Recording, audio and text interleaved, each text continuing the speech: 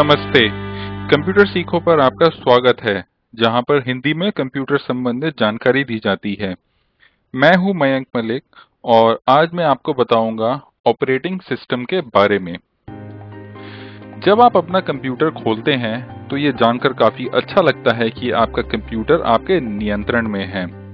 आप माउस द्वारा पॉइंटर को कहीं भी घुमा सकते हैं और कीबोर्ड द्वारा टाइप कर सकते हैं। आप कंप्यूटर को जो भी आदेश देते हैं वह इसे पूरा करता है। असल में इन आदेशों का पालन पर्दे के पीछे बैठा ऑपरेटिंग सिस्टम करता है। ज्यादातर डेस्कटॉप और लैपटॉप कंप्यूटर पहले से ही विंडोज अथवा मैकिन्टॉश कंप्यूटर्स मैक ओएस से इंस्टॉल्ड आते हैं। ऑपरेटिंग सिस्टम वह पहली चीज है जो कंप्यूटर में डाली जाती है। बिना ऑपरेटिंग सिस्टम के कंप्यूटर पूरी तरह से बेकार है। हाल ही में कुछ वर्षों में ऑपरेटिंग सिस्टम अब छोटे उपकरणों के लिए भी बनाए जा रहे हैं, जैसे कि मोबाइल फोन। ऑपरेटिंग सिस्टम का इरादा आपके कंप्यूटर के हार्डवेयर और सॉफ्टवेयर को नियंत्रित करने में और आपके द्वारा दिए आदेश को ठीक तरह से चलाना है।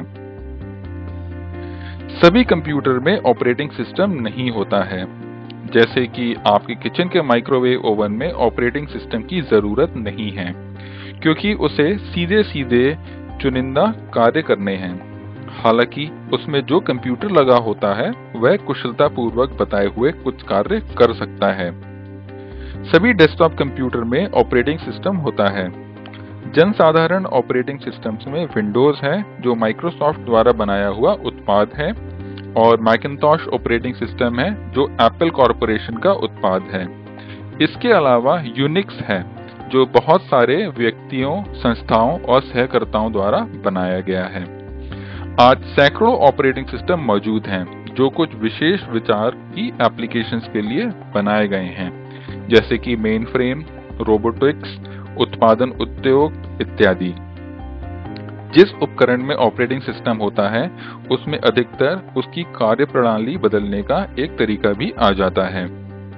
ऑपरेटिंग सिस्टम के होने का एक और कारण है कि ये सॉफ्टवेयर होता है, और अगर आप किसी उपकरण की प्रणाली बदलनी होती है तो आप सॉफ्टवेयर कोड में बदलाव कर बदल सकते हैं। इससे आपको वह उपकरण पूर्ण रूप से नया नहीं बनाना पड़ता है। जैसे कि डेस्कटॉप कंप्यूटर में नया सिक्योरिटी अपडेट, सिस्टम पैच, नई एप्लीकेशन या फिर नया ऑपरेटिंग सिस्टम डालने के लिए आपको अपना मौजूद कंप्यूटर सिस्टम बदलने की जरूरत नहीं है। सरल स्तर पर ऑपरेटिंग सिस्टम दो कार्य करता है। वह हार्डवेयर और सॉफ्टवेयर को ठीक प्रकार से चलाता है, जैसे कि प्रोसेसर, मेमोरी, हार्ड डिस्क इत्यादि। वह एक संतुलित समान रूप से आपकी एप्लीकेशंस को भी चलाता है। प्रथम कार्य हार्डवेयर और सॉफ्टवेयर संसाधन को सुचारू रूप से चलाना है, क्योंकि बहुत सारे प्रोग्राम्स की होड़ कंप्यूटर में लगे सीपीयू, जिसे सेंट्रल प्रोसेसिंग यूनिट कहते हैं, उससे कार्य कराने में और सिस्टम मेमोरी लेने में होती है। यहाँ पर ऑपरेटिंग सिस्टम एक अच्छे पिता की तरह काम करता है और विभिन्न प्रोग्राम्स को उनकी जरूरत के मुताबिक सीपीयू और मेमोरी प्रदान करता है। दूसरा कार्य एक संतुलित एपीआई यानी एप्लीकेशन प्रोग्राम इंटरफेस रखना है। एक सॉफ्टवेयर इंजीनियर को एक एप्लीकेशन बनाने में आत्मविश्वास मिलता है कि उसके द्वारा बनाई हुई एप्लीकेशन दूसरे कंप्यूटर पर भी ठीक चलेगी, भले ही उसमें मेमोरी या सीपीयू कोई और प्रकार का लगा हो।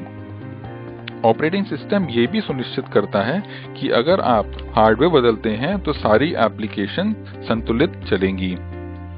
हालांकि ऑपरेटिंग सिस्टम बनाने वालों के सामने बहुत बड़ी चुनौती है, क्योंकि हर प्रकार के हार्डवेयर का ड्राइवर लिखना होता है, और आज हजारों विक्रेता कई सैकड़ों हार्डवेयर बनाते हैं। ऑपरेटिंग सिस्टम मुख्यतः 4 प्रकार के होते हैं। RTOS real time operating system. इसका प्रयोग मशीनों में, वैज्ञानिक उपकरणों को और औद्योगिक सिस्टम को नियंत्रित करने में होता है। दूसरा होता है सिंगल यूजर सिंगल टास्क। जैसा कि नाम दर्शाता है, ये ऑपरेटिंग सिस्टम इस प्रकार रूपांकित किया गया है जिससे एक व्यक्ति एक बार में एक कार्य ही कर सके, जैसे कि मोबाइल फोन ऑपरेटिंग सिस्टम। तीसरा, सिंगल यूजर मल्टीटास्किंग। ये ऑपरेटिंग सिस्टम ज्यादातर आजकल डेस्कटॉप और लैपटॉप पर चलते हैं। माइक्रोसॉफ्ट का विंडोज और एप्पल का मैक ओएस कुछ उदाहरण हैं। इन ऑपरेटिंग सिस्टम्स में एक व्यक्ति एक बार में कई कार्य कर सकता है। चौथा है मल्टी यूजर। इन ऑपरेटिंग सिस्टम के जरिए एक से अधिक व्यक्ति एक बार में कई कार्य कर सकते हैं। उदाहरण के लिए यूनिक्स और मेनफ्रेम। ये ऑपरेटिंग सिस्टम ज्यादातर सर्वर्स में लगते हैं। आइए देखते हैं ऑपरेटिंग सिस्टम अब कार्य कैसे करता है। जब आप अपना कंप्यूटर खोलते हैं तो सबसे पहले जो प्रोग्राम चलता है वह रोम से शुरू होता है। रोम का मतलब है रीड ओनली मेमोरी। रोम का प्रोग्राम पोस्ट, जिसे पावर ऑन सेल्फ टेस्ट कहते हैं, वो सबसे पहले करता है। ये पोस्ट सुनिश्चित करने के लिए है कि सब हार्डवेयर आपके कंप्यूटर से जो लगे हैं ठीक प्रकार से कार्य कर रहे हैं। उसके बाद उसकी हार्ड डिस्क में रखे ऑपरेटिंग सिस्टम को कंट्रोल दिया जाता है और वहां पर ऑपरेटिंग सिस्टम का पहला टुकड़ा ढूंढकर लोड किया जाता है, जिसे हम बूटस्ट्रैप लोडर भी कहते हैं। बूटस्ट्रैप लोडर का काम कंप्यूटर की मेमोरी में ऑपरेटिंग सिस्टम लोड करना होता है।